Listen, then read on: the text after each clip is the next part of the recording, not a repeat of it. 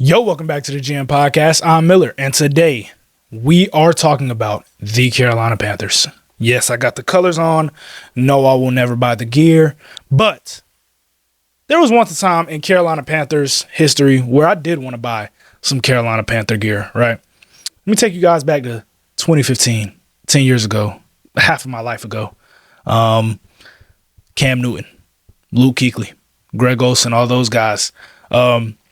Those guys had the city absolutely ecstatic. You know, it was the culture in Charlotte. You could feel it. I haven't felt it to this day. I didn't feel it before that. That year specifically, that year was special, man. It felt like when you looked at the sky, there was no gray days. It was all blue skies. You know, sun was out. That's how it felt. You know, 2015. There was also, 2015 just feels right. You know, 2015 was a great year, but even diving deeper into that. One thing I have learned from being in the city of Charlotte and, just observing the environment and the football culture, I guess, when the Panthers are good, even when Cam Newton, just leads into a wild card appearance, the city loves their fans. In fact, the past 3 years, and I found this absolutely crazy. The past 3 years, from 2023 to 2025, the Panthers' home attendance in the NFL has ranked in Bryce Young's rookie season 8th, last year 11th, and this year, in average home attendance, the Carolina Panthers are 6th with a 7-6 record, just above 500, but they are giving the city excitement, and when you give this city of Charlotte excitement, they will show up. So shout out to my city and shout out to the Panthers. But let's dive deeper into what's going on right now. All right. So, going back to 2023, the Carolina Panthers drafted Bryce Young first in the NFL draft. And not a lot of people were high on this pick, especially for a number one overall pick and what they had to give up to get it. And to be honest, they still might not have won this trade. But that is the start of this culture change that we have been seeing as of late. And a lot of people still talk about Bryce Young like he's this bust, like there's no way he can be a starter in this league.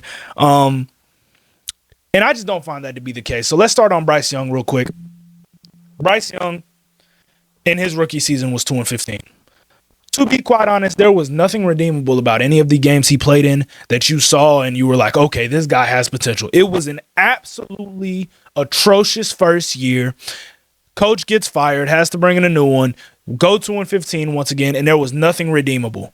When that first year was done, you definitely thought, all right, we just missed. We're going to be in another 10 years of a rebuild, because since that 2015 season, we haven't been great, guys. Cam Newton, even when he was the quarterback of the Panthers, this wasn't an all-time winning organization. They weren't winning year after year with Cam Newton. This organization has never been that. All right, so you just are thinking like, all right, well, we're usually not good. This is going to happen again, especially giving up the assets we gave up in the Caleb Williams trade and drafting a guy number one overall that is a complete miss, right? Going to the second year, right? He gets the start, moves through the season, and Andy Dalton ends up taking his spot. He gets benched early in the season, and then you think the most media coverage the Panthers have gotten in the last 10 years since that season was when Bryce Young got benched, and all of the sports TV shows talking about, well, might be the worst number one pick of all time.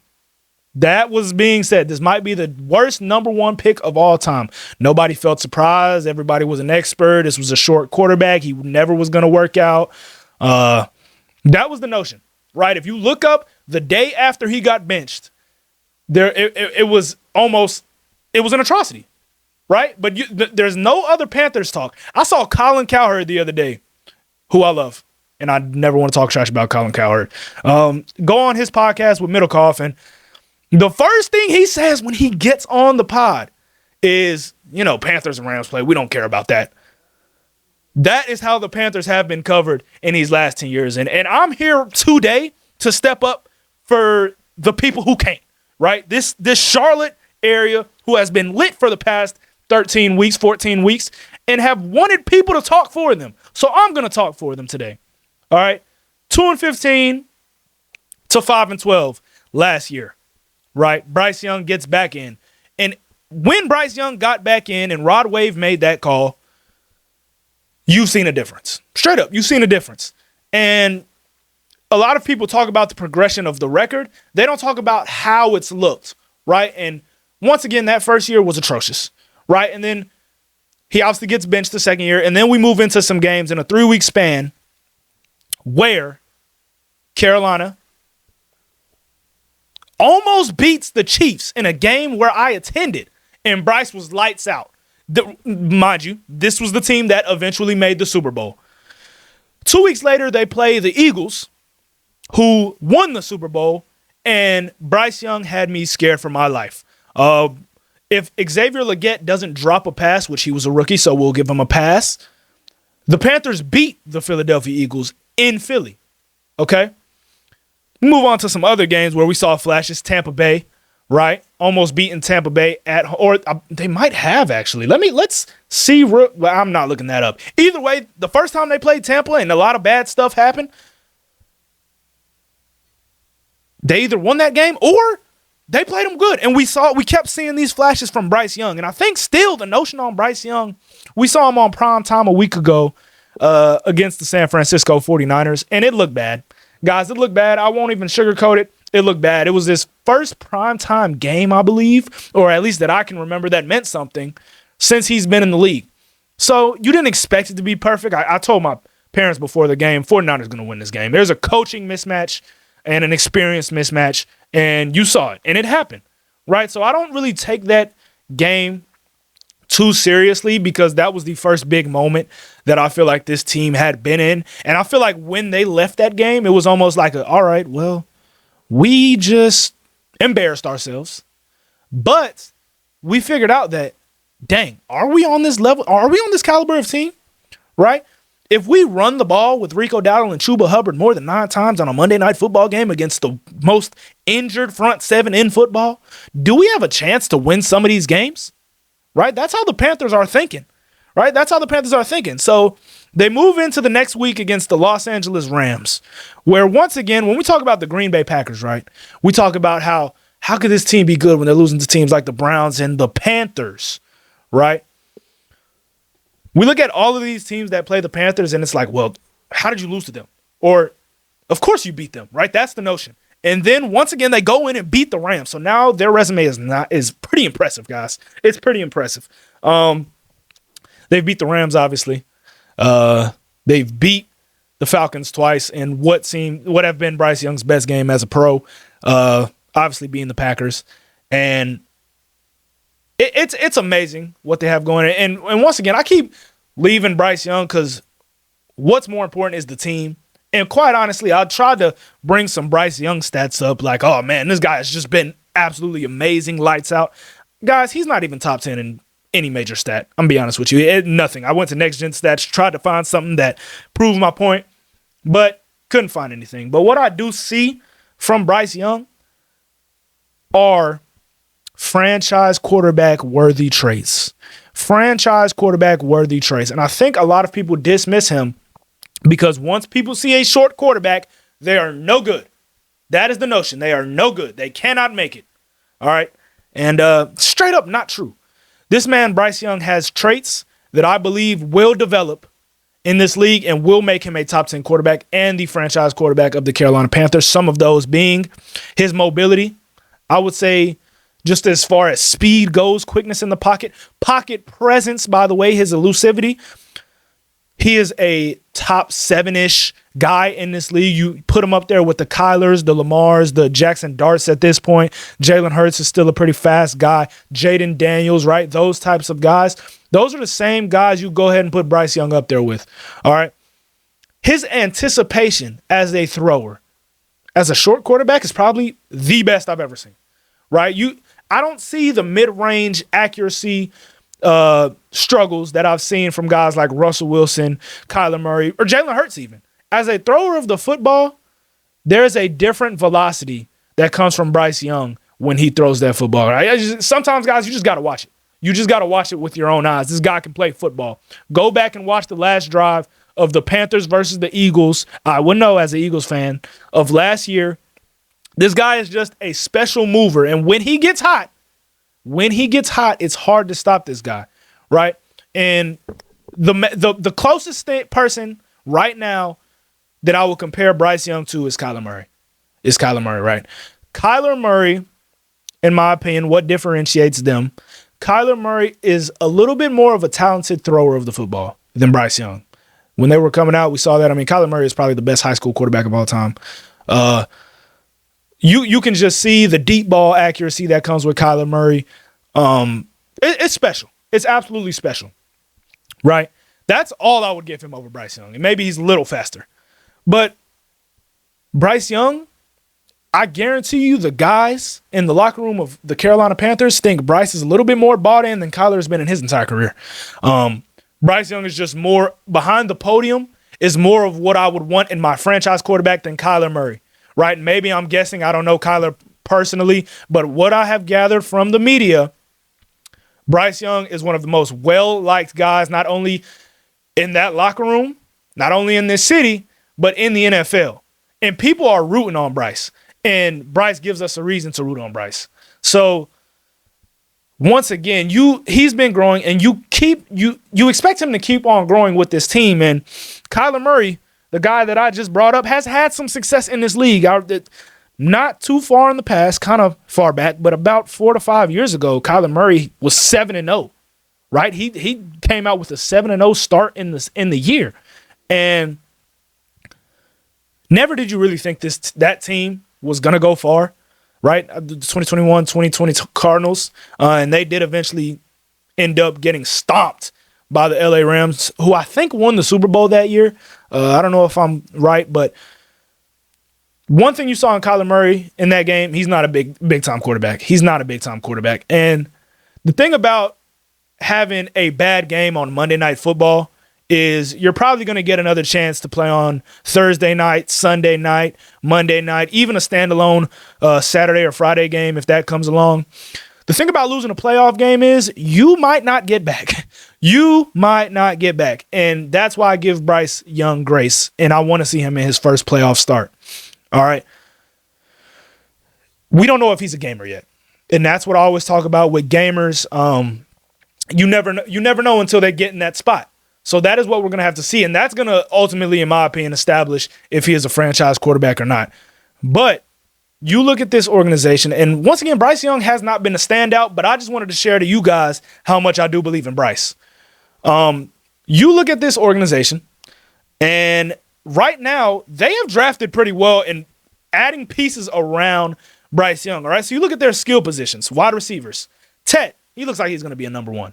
Tet looks like a true number one as a separator. He's having some problem with his hands that I think he will fix. Marv had the same problems last year, right? Xavier Legette, who's emerging, who is an athletic freak, if nothing else, which right now, nothing else. But if he's an athletic freak and can go downfield, make plays, catch the ball behind the line of scrimmage, make plays, he's a useful player, a player that a lot of teams would want on their roster. Jalen Coker, who from Holy Cross, who has come into this organization, and him and Bryce just looks like they like each other a little bit, right? I mean, just last year, you're like, who's this guy Coker? He's just making plays left and right against the Rams, just catches a fade ball one-on-one against two DBs, mind you, that have been playing pretty good in past weeks, and Emmanuel Forbes, and I think it may be Durant on the other side. So that's their receivers. And then you look at their running backs. This is a top 5 running back group running game in the NFL, right? You have 2 backs. Rico Dowdle right now is playing like a top 5 running back in football.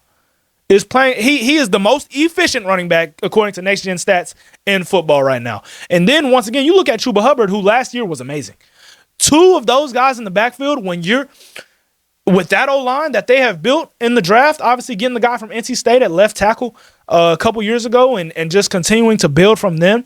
And Dave Canales coming in last year, once again, building with him and him putting in these heavy personnel packages. This offense has the potential to be something special if they are coached right because they have the guys. And if Bryce Young can perform, who's to say they can't win, right? We just saw the Philadelphia Eagles, mind you, last year win when the notion was that the weakness of their offense was the quarterback. And quite honestly, I won't say that he was the weakness of the offense because he's not a weakness, but he was the lowest point of that offense. It's not a detriment on Jalen Hurts. It's just where the rest of the roster was at was amazing, right? If Bryce Young can get to a level to where maybe he's not even a top 7 guy in the league, but he is a game manager and in big time moments can step up, Carolina is looking at something extremely special with this offense. Not just a little bit, extremely. This offense is young, guys. Young left tackle, young receivers. I mean, come on. These are assets. The defense.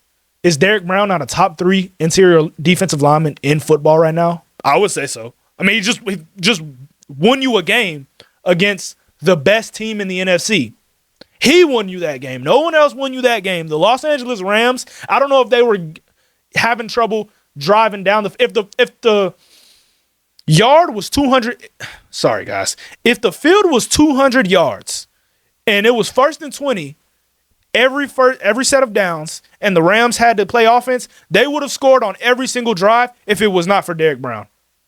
If it was not for Derek Brown, the Panthers are sitting here at 6-7, and you're not even considering this team close to the playoffs, right? But now they're 7-6, and you're thinking, well, this team has a chance. And obviously, right now they control their own destiny in their division. They still have 2 games against Tampa Bay, right?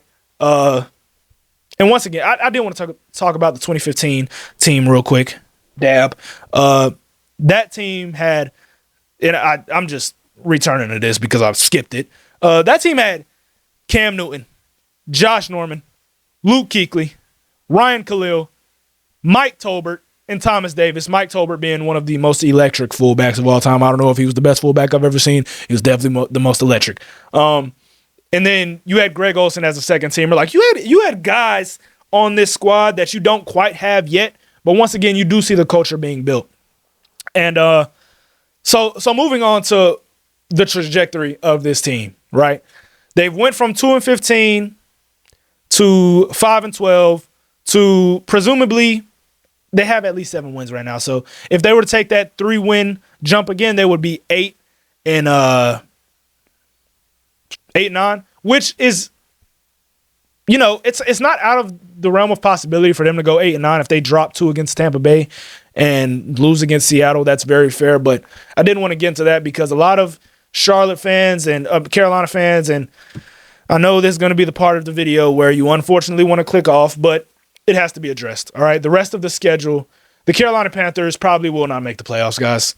And I hate to say it because it feels like they deserve it based off the teams that they have beat, but honestly, they shot themselves in the foot by losing some games that they straight up just shouldn't have lost, man. Just shouldn't have lost. You look at the games they've won, and then they lost, obviously, against the Arizona Cardinals. If you watch Bryce Young play in the first couple minutes of that game, he's the reason they lost against the Arizona Cardinals. You're going to want that one back if you don't make the playoffs. The 49ers, you're definitely going to want that one back. I'm sorry. I knew it was a coaching mismatch. It's definitely an experience thing to where y'all had to learn from that primetime moment. But it was a game for Carolina that I think was extremely winnable. Brock Purdy throwing those 3 interceptions and then Bryce Young just giving it straight back on the 1-yard line. Extremely winnable. You lose to the New Orleans Saints. There's nothing even has to be explained right there.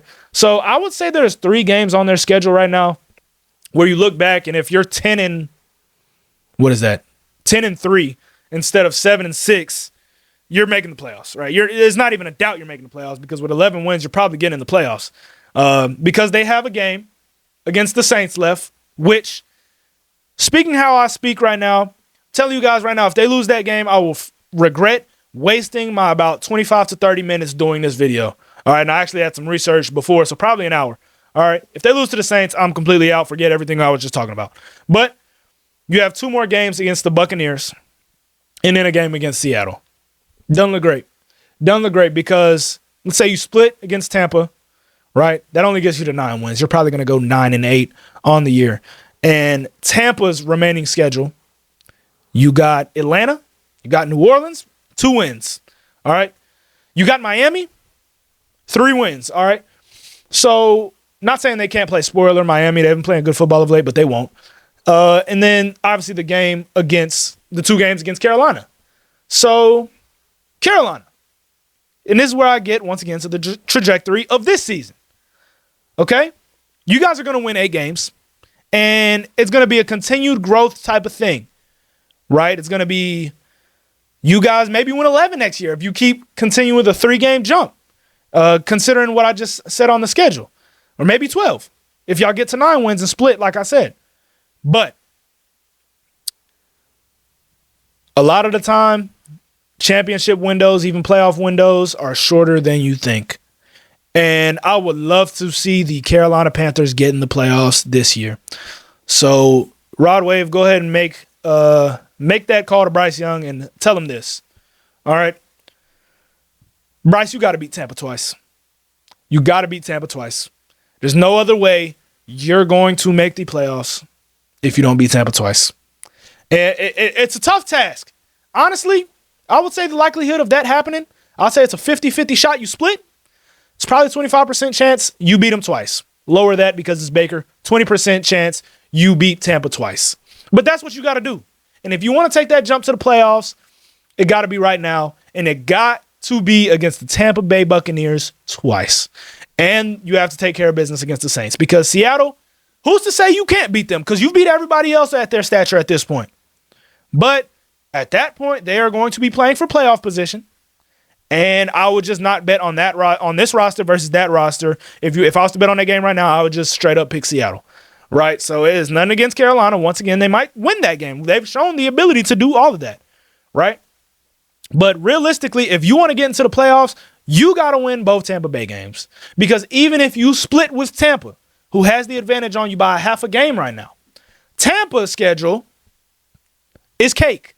Atlanta, New Orleans, Miami, and the Panthers twice. All right, so if they come out of that with 10 wins and Bryce handles business against, let's say, with a loss against the Saints, so their divisional record's already bad, and Bryce handled business against the Saints, that gets you to 8 wins. You're trying to come up with a way to get to 10. You got to get a way to come up to 10. And if you don't beat Seattle, you got to beat Tampa twice. You got to find a way, Dave Canales, to get your team so you got to out-scheme them in a way and outplay them in such a way that you win both. You just got to win both to get in the playoffs. And I don't know if Panthers fans have looked at this already, but that's the reality of the situation. So that's what I end with. Carolina, I talk to you guys on the precipice of an upbringing. I think we're going to do it. And I'm saying we. I think the Panthers are going to do it this year. I think they're going to make that jump over Tampa. No, guys, I'm lying. I don't think. I hope. I want it. I'm speaking it into existence that they will beat Tampa twice and jump them to get their playoff spot. That's what I'm seeing, guys. And if that happens, Charlotte, let's just go ahead and dab again because we're back and they will have a home playoff game. They will have a home playoff game if they make the playoffs this year. So just once again, props to the Panthers for what they have been doing. And I hope for right now growth over the exponential growth that we've been seeing. But either way, good job. And thank you guys for tuning in. Like, comment, subscribe. Peace out.